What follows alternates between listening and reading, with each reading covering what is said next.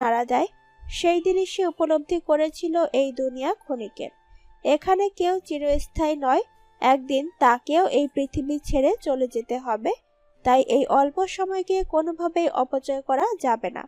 সায়ান দৃঢ় প্রতিজ্ঞ হয়েছিল জীবনের বাকি সময় আল্লাহ এবং তার রাসূলের নির্দেশিত পথে চলবে, কারণ এটাই একমাত্র সঠিক পথ।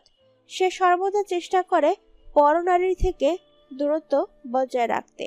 এদিকে নাবিহা সায়ানের হাসপাতাল থেকে আসার পর থেকে কিছুটা মনমরা হয়ে থাকে। তাই এই পরিবর্তন তার মা লক্ষ্য করেন এবং ফারিসকে জানিয়ে দেন। প্রথমে ফারিস এ ব্যাপারে তেমন গুরুত্ব না দিলেও কিছুদিন পর সে আর চুপ থাকতে পারে না, নাবিহাকে সরাসরি জিজ্ঞেস করে, তোর কিছু হয়েছে কি? মন খারাপ করে থাকিস কেন? নাবিহা ভাইয়ের প্রশ্নে কিছুটা অবাক হলেও দ্রুত উত্তর দেয়, না, কিছু হয়নি, ঠিক আছি আমি। তবে তার চোখে একটা অজানা বিষণ্ণতা ছিল, যা সে আড়াল করার চেষ্টা করছিল। ফারিস যদিও প্রথমে বিশ্বাস করেনি, তবে সে বুঝতে পারে নাবিহার মধ্যে কিছু সমস্যা আছে, যা সে অন্যদের কাছে বলতে চাইছে না। সে সিদ্ধান্ত নেয় নাবিহাকে একটু সময় দেওয়ার জন্য, যেন সে নিজে থেকে খোলামেলা হয়ে তার মন খুলে বলতে পারে। বারান্দায় বসে গরম কফির মগ হাতে নিয়ে সায়ান ভাবছে। রাতের আকাশে তাকালে যেন এক অন্য জগতের দরজা খুলে যায়। আকাশের গাঢ় নীল চাদরে অসংখ্য তারার ঝিকিমিকি আলো যেন হীরের গয়নার মতো ঝলমল করছে। চাঁদটি আজ পূর্ণিমার একদম গোল, যেন কেউ রূপার থালাটা আকাশে তুলে ধরেছে। তার আলো চারপাশের প্রকৃতিকে স্নিগ্ধ মৃদু এক উজ্জ্বলতায় ভরিয়ে দিয়েছে। বাতাসে হালকা শীতের আমেজ, গায়ে যেন মৃদু স্পর্শ দিয়ে যাচ্ছে। দূরে কোথাও কোনো পাখির ক্ষীণ ডাক শোনা যাচ্ছে, আর একপাশে কফির উষ্ণ ধোঁয়া মিশে যাচ্ছে এই রাতের ঠান্ডা বাতাসে। যেন সময় থেমে আছে। এই মুহূর্তটা শুধু সায়ান, আকাশের আর নির্জনতার। ফারিসের কথা মতো বিয়ের কার্ড সায়ানের কাছে পৌঁছে যায়। সায়ান যখন কার্ডটি দেখে তার মন আনন্দে ভরে ওঠে, কারণ সে জানে যে হারাম সম্পর্কে থাকার চেয়ে হালাল উপায়ে বিয়ে করা অনেক উত্তম। এই সিদ্ধান্তে সে খুশি হয়, কারণ বিয়ে করা ইসলামের এক গুরুত্বপূর্ণ আদেশ, যা মানুষের জীবনকে সঠিক পথে পরিচালিত করে।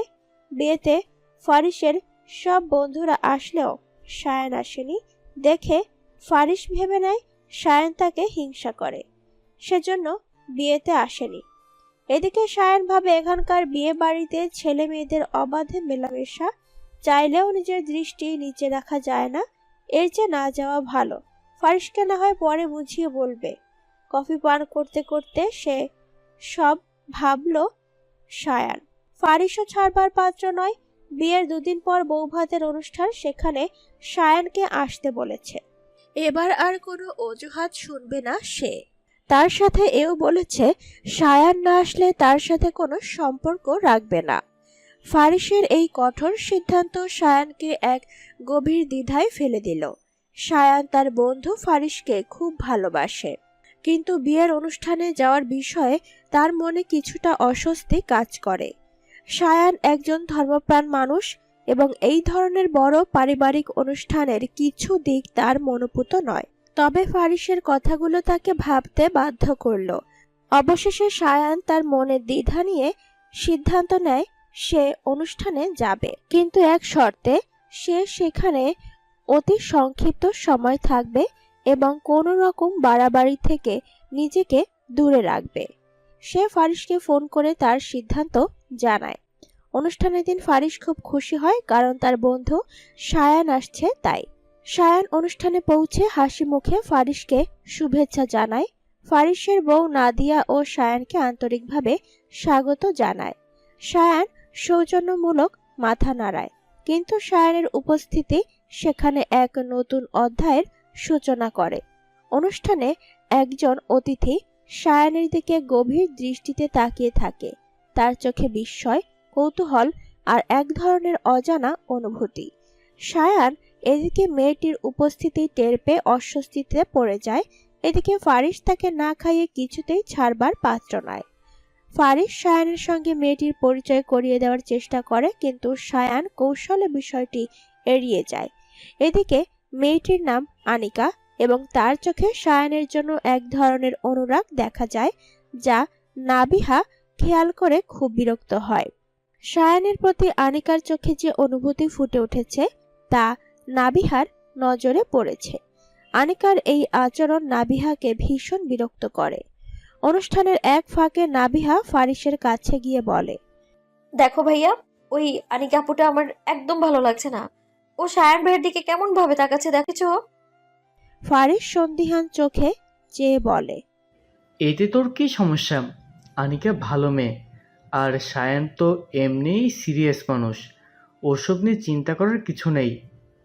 নাবিহা ভ্রু কুঁচকে বলে, তুমি বুঝতে পারছো না ভাইয়া, আমি মেয়েদের চোখের ভাষা বুঝি, তাই আগে সাবধান করছি। এদিকে আনিকা সায়ানের সাথে আরেকবার কথা বলার চেষ্টা করে। যখন সায়ান এক কোণে দাঁড়িয়ে ছিল, আনিকা তাকে উদ্দেশ্য করে বলে, আপনি এত চুপচাপ কেন? সবার সঙ্গে তো মিশছেন না। সায়ান অনিচ্ছা সত্ত্বেও বলল। আমি স্বাভাবিকভাবেই কম কথা বলি। আনিকা একটু ইতস্তত করে বলে, আপনার ব্যক্তিত্ব খুবই ইন্টারেস্টিং। সায়ান মাথা নাড়ে। আনিকার কথাগুলো শালীন হলেও তার ভেতরের ইঙ্গিত সায়ান বুঝতে পারে। শেষে নাবিহা সায়ানের কাছে গিয়ে বলে, ও তুমি এখানে? আমি আরো তোমায় খুঁজছি। নাবিহার তুমি সম্বোধন শুনে বাকশক্তি হারিয়ে ফেলে যেন সায়ান। নাবিহার কথার ধরন এমন মনে হচ্ছে যেন তারা বহুদিনের পরিচিত, আর সায়ান নাবিহার বিশেষ কেউ। এদিকে আনিকাও অবাক হয়ে তাকিয়ে রইল। নাবিহা তাকে উদ্দেশ্য করে বলল, ওর সাথে কি কথা বলছো আপু? আনিকা বলল। উনি তোমার কি হয়? নাবিহা লজ্জা পাওয়ার অভিব্যক্তি প্রকাশ করে বলল। আরে বোঝো নাই আপু? আনিকার আর কিছু বুঝতে অসুবিধা হলো না, সে জন্য এখান থেকে চলে গেল। সায়ান তখন রাগী লোক নিয়ে বলল, এই মেয়ে, কি বুঝালেন আপনি ওনাকে? ওই আনিকা আপুকে আমি একদমই পছন্দ করি না। আপনি সাবধানে থাকবেন। আপনার এত চিন্তা করার কারণ দেখছি না। আমি নিজের সীমা জানি এবং বুঝি। যা বাবা, এই জন্যেই বলে যে কারো উপকার করতে নেই। আপনি আনিকা আপুকে চেনেন? উনি বাবার আদরের দুলারি। আজকে যদি আপনাকে পছন্দ করে বাবাকে গিয়ে বলতো, তাহলে ওনার বাবা দরকার হলে আপনাকে তুলে নিয়ে গিয়ে মেয়ের সামনে হাজির করতো। এমন অদ্ভুত কথায় কেসে ওঠে সায়ান। তারপর গম্ভীর মুখে বলে, আমাকে নিয়ে আপনার এত ভাবতে হবে না। আপনি নিজের কথা ভাবুন। কী সব পোশাক আশাক পরেছেন? মৃত্যুর ভয় নেই আপনার? তাছাড়া আপনি আপনার স্বামীর আমানত। এভাবে পরপুরুষের সামনে নিজেকে প্রদর্শন করে বেড়াবেন না। এসব বলে সায়ান চলে যেতে নিলে নাবিহা পেছন থেকে বলল, আপনিও তো আপনার বউয়ের আমানত, তাহলে এভাবে কোট প্যান্ট পরে সেজে গুজে মেয়েদের আকৃষ্ট কেন করেন? নাবিহার এমন আজব কথায় কিছুক্ষণ দাঁড়িয়ে যায় সায়ান। তারপর সোজা খেয়ে দিয়ে ফারিসের কাছ থেকে বিদায় নিয়ে বাসায় চলে যায়। একদিন হসপিটালে যাওয়ার সময় ড্রেসিং টেবিলের সামনে দাঁড়িয়ে সায়ান তার চুল চিরুনি করছিল। এমন সময় নাবিহার কথাটা মনে পড়ে তার। নাবিহা বলেছিল, আপনিও তো আপনার বউয়ের আমানত, তাহলে এভাবে কোট প্যান্ট পরে সেজে গুজে মেয়েদের আকৃষ্ট কেন করেন? সায়ানের মনে নাবিহার কথাগুলো গভীর দাগ কাটে। চিরুনিটা হাতে ধরে কিছুক্ষণ চুপচাপ দাঁড়িয়ে থাকে। নাবিহার কথাগুলো তার কাছে শুধু তর্কের বা উপদেশের মতো মনে হয়নি, বরং নিজের ভেতরের এক ধরনের অপরাধ বোধ জাগিয়ে তুলেছিল।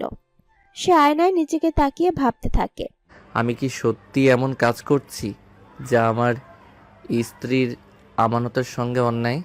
আমি কি অন্যদের কাছে নিজেকে এমনভাবে উপস্থাপন করছি যা আমার চরিত্রের সঙ্গে যায় না?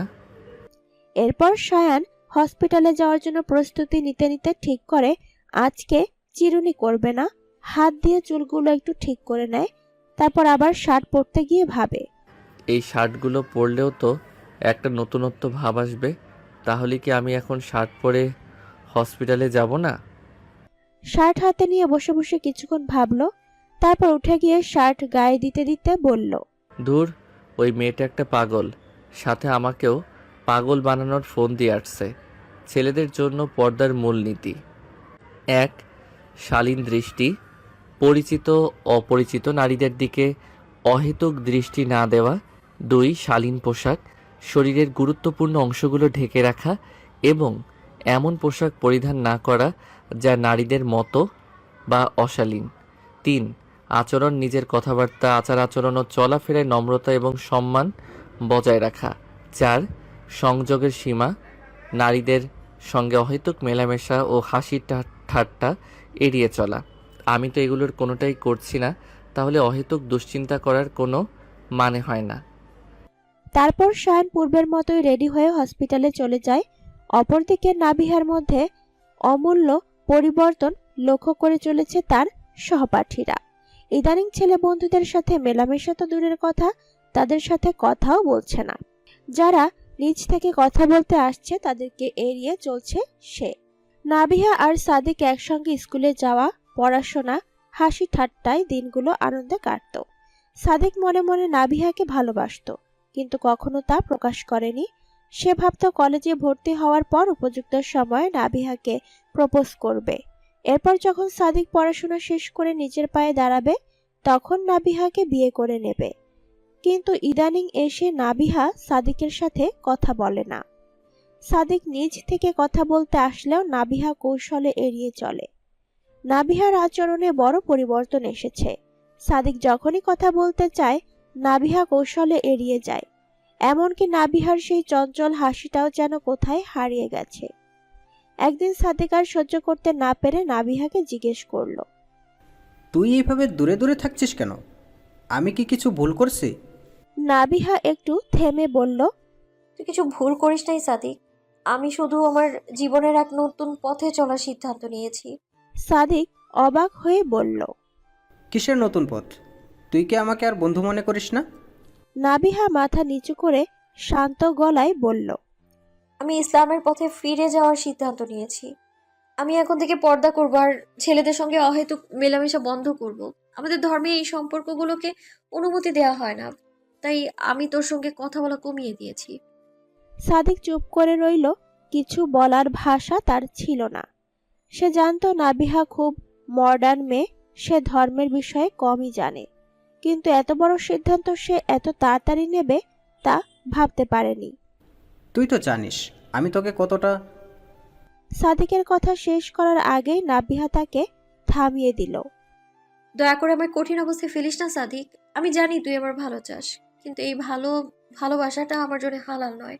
আমি চাই তুই আমার এই সিদ্ধান্তকে সম্মান করবি। সাদিকের মন ভেঙে গেল, কিন্তু নাবিহার কথাগুলো তার হৃদয়ে গভীরভাবে প্রভাব ফেলল। সে বুঝতে পারল নাবিহা এখন অন্য এক উচ্চতায় পৌঁছানোর চেষ্টা করছে।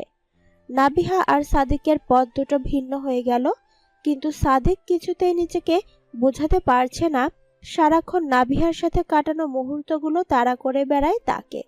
অপরদিকে শায়ান একজন মেডিসিন স্পেশালিস্ট, যার জীবনের প্রতিটি দিকেই ধর্মীয়তা ও নৈতিকতার ছোঁয়া স্পষ্ট।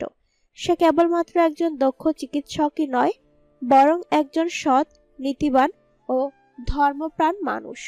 তার কাজের প্রতিটি ক্ষেত্রে সে আল্লাহর সন্তুষ্টি অর্জনের চেষ্টা করে। রোগীদের প্রতি শায়ানের আচরণ অসাধারণ। সে রোগীদের শারীরিক সমস্যা নিরাময়ের পাশাপাশি তাদের মানসিক শক্তি যোগানোর চেষ্টা করে।